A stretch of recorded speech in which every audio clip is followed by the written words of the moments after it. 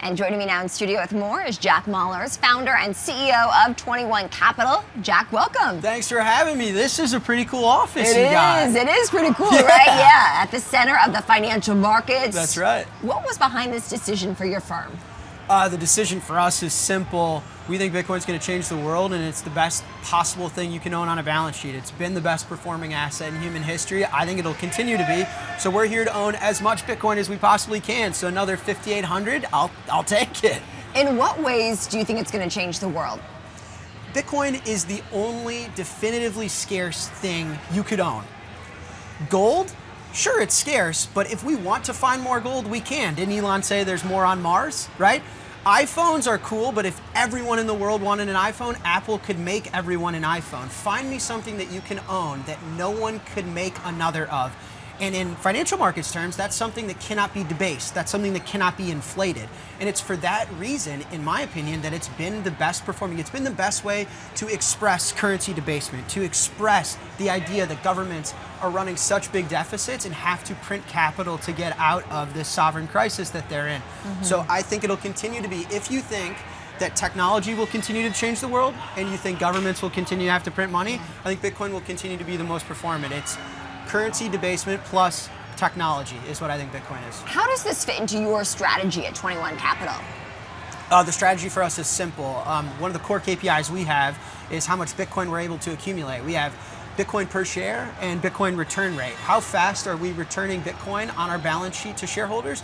And then on a per share basis, on a fully diluted share basis, how much Bitcoin does that represent on a per share? So, in a hypothetical sense, let's say you invest in 21 and you own a share of the business.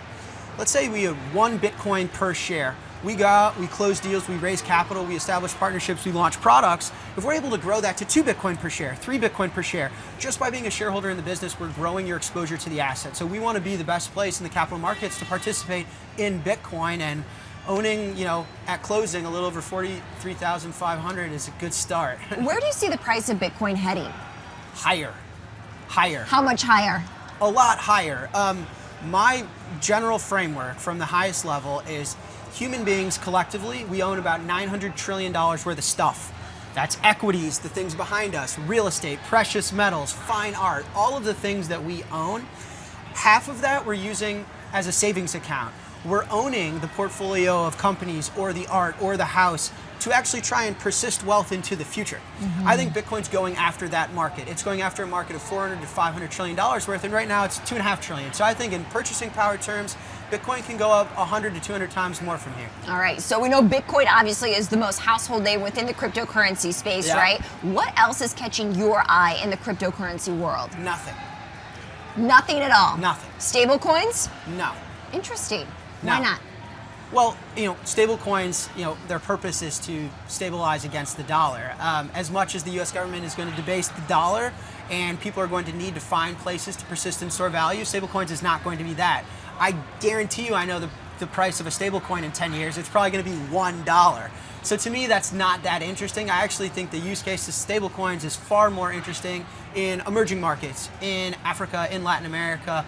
My other business, Strike, we actually enable Tether for all of our customers.